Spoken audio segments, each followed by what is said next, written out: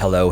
I'm Mike Matthews, and this is Muscle for Life. Thank you for joining me today for a new episode on the topic of steroids. I came across an interesting study in my travels that was published about a year ago, and I wanted to discuss it here on the podcast because it lends some insight into just how big of a difference steroids make in terms of gaining muscle and gaining strength, because many steroid users will say that, yeah, steroids do make a difference, but you still really have to know what you're doing in the kitchen and you have to really know what you're doing in the gym, or they're not going to make that much of a difference. Well, how true is that? That is the question that I will be answering in today's episode. And specifically, I'm going to be discussing some research that looked at the training and supplementation differences between enhanced and natural bodybuilders and sharing a few of the key takeaways that we can glean from this research.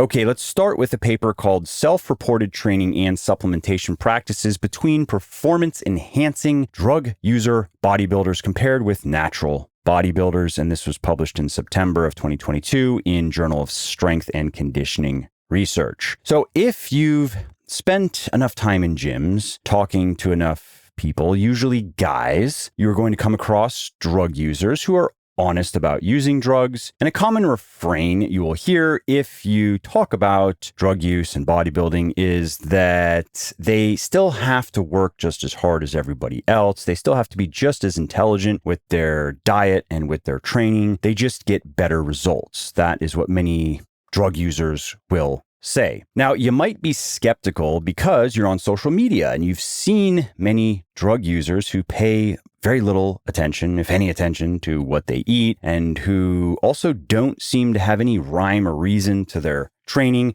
It's just go hard, all out, 2 hours a day, 6 days a week, 7 days a week. And they look like superheroes and they perform like superheroes. They are big, they are lean, they are strong, and they are always big, lean, and strong for years on end. And so in this study that I want to share with you today, scientists at the University of Sydney surveyed 147 natural and 40 enhanced bodybuilders to investigate how their training and how their supplementation protocols differed. And what the responses showed is that the steroid users did significantly more volume per major muscle group per week than the natty bodybuilders. So in the enhanced bodybuilders, it was 24 to 40 sets per major muscle group per week versus 12 to 24 sets. And the enhanced bodybuilders also typically trained in higher rep ranges than the naturals. So in the enhanced bodybuilders, it was 13 to 15 reps per set on average. In the natties, it was 1 to 6 reps per set on average. The researchers also found that enhanced bodybuilders were slightly more likely to use advanced, I guess you could put that in scare quotes, advanced or sophisticated training techniques. So there was more in the way of supersets and partial reps and tempo training, pre-exhaustion,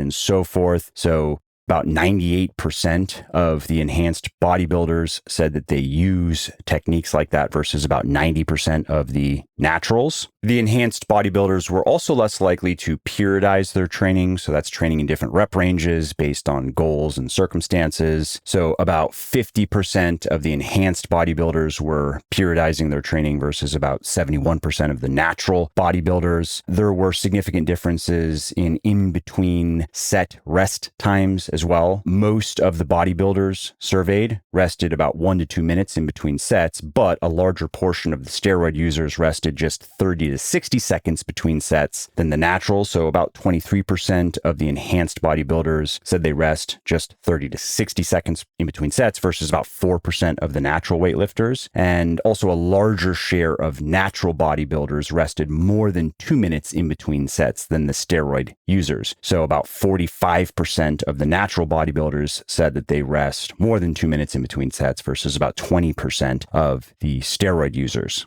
And so then what we are seeing here is that the enhanced bodybuilders were much more likely to follow just an old school bodybuilding program, a lot of volume. So a lot of volume in terms of hard sets per major muscle group per week.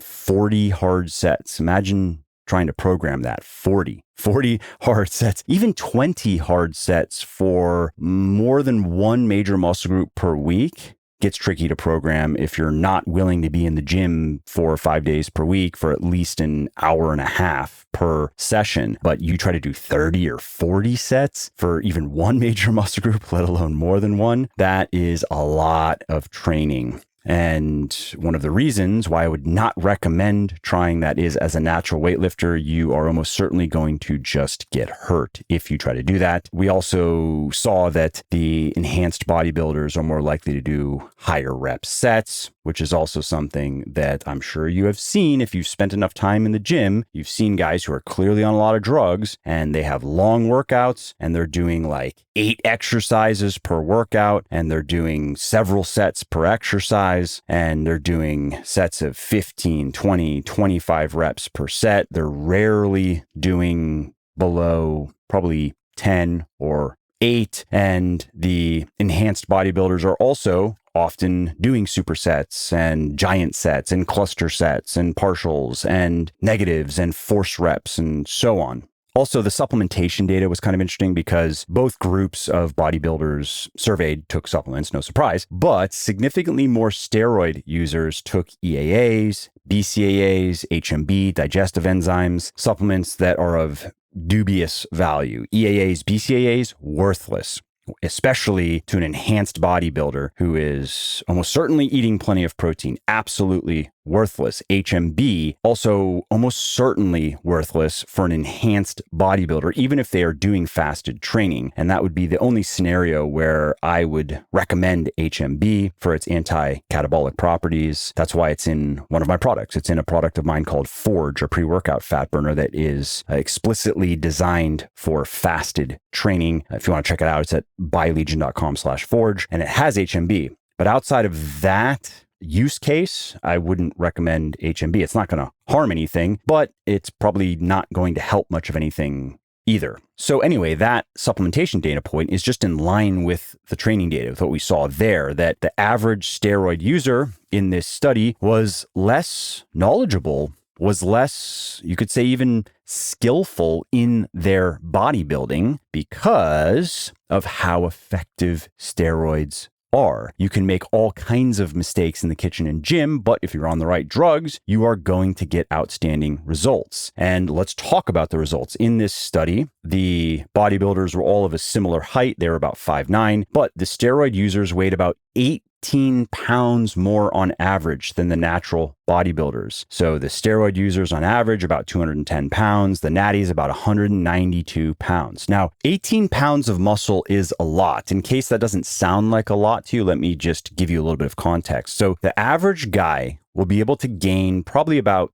30 to 45 pounds of muscle over the course of his lifetime. There is a genetic hard limit to how much muscle you can gain. Now, you can quibble at that and say, well, actually, that is technically not true because you can always gain at least a little bit more muscle. Those gears never completely stop turning. Yeah, fine. But practically speaking, your gains approach zero after 5, 6, 7 years of training. After gaining the 30 to 45 pounds that you can gain in that period, any further muscle growth is going to be almost negligible. I'm talking about a pound or 2 in a year, and that's a good year. And every subsequent year, your potential muscle growth gets even smaller. So if in year 8 you gain a couple of pounds, year 9, it's probably going to be about half of that and half of that and so forth until you are trying to measure grams of muscle growth per year. Now, every rule has exceptions, of course, and one could be a specific muscle group that is very underdeveloped on your body. It's going to be a smaller one, probably, like calves, for example. Let's say you never really trained your calves, but you trained everything else in your upper body and you trained your lower body generally intensely many years. You've gotten big, you've gotten strong, but your calves are relatively underdeveloped. All right, then maybe you can put a pound of muscle on each of your calves, and you might be able to do that in 6, 8, 12 months, maybe even a little bit more than that. But that's only because you had a muscle group that was underdeveloped. But if calf training was a regular part of your regimen and you approached that just as vigorously as you approached everything else, then the rule would hold.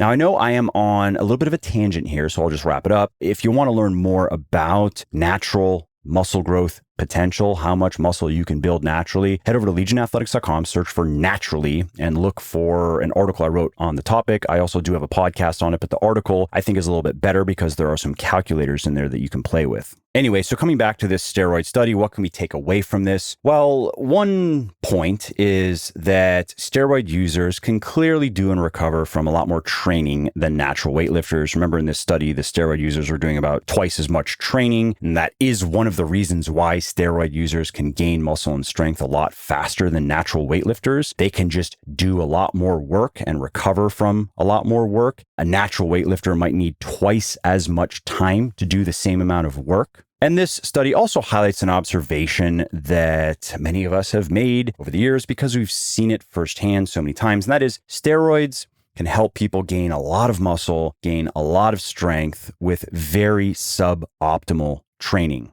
So much so that if you, as a natural weightlifter with a fair amount of experience under your belt, you've gained a fair amount of muscle and strength, you've been doing it for at least a few years, you've been following evidence-based programming, which differs a lot from the steroid programming that I shared in this study. You're doing less volume, so that's fewer hard sets per major muscle group per week. You're doing fewer reps on average per set. You're resting longer in between sets. Your workouts are shorter. You're doing 10, 12, maybe 15 sets in a workout period, as opposed to 20, 30, or 40 sets over the course of, again, 5, 6, 7, 8 exercises for multiple muscle groups. If you were to switch to the steroid users program, you might see a little bit of progress in the beginning from the dramatic increase in volume and the dramatic increase in mechanical tension that is now being generated in your muscles. But that will be short-lived because eventually you will not only stagnate, but you may even regress because you will not be able to recover from all of that training. And you might even get hurt because you are not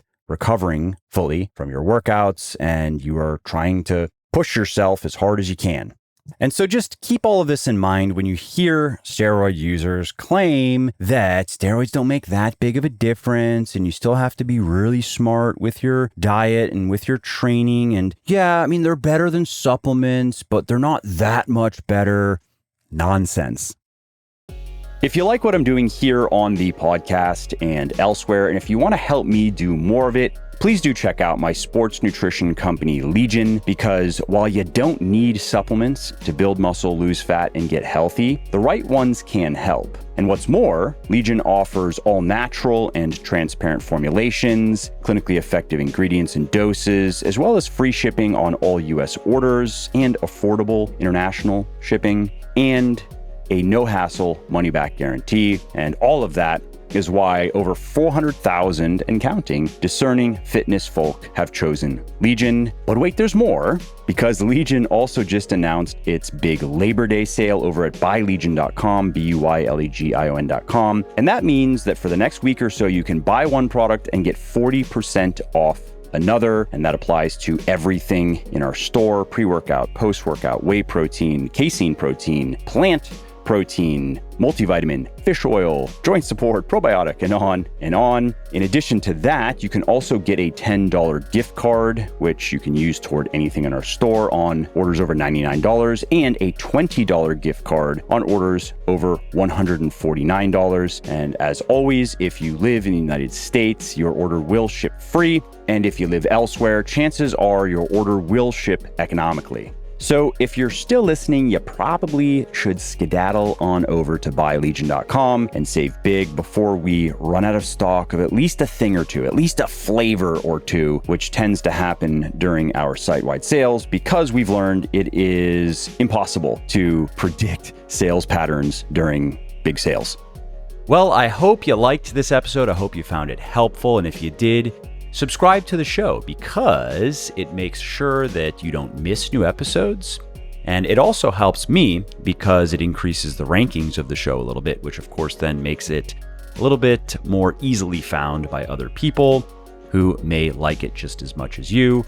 And if you didn't like something about this episode or about the show in general, or if you have ideas or suggestions or just feedback to share, shoot me an email, mike@muscleforlife.com, muscleforlife.com, and let me know what I could do better or just what your thoughts are about maybe what you'd like to see me do in the future. I read everything myself. I'm always looking for new ideas and constructive feedback. So thanks again for listening to this episode, and I hope to hear from you soon.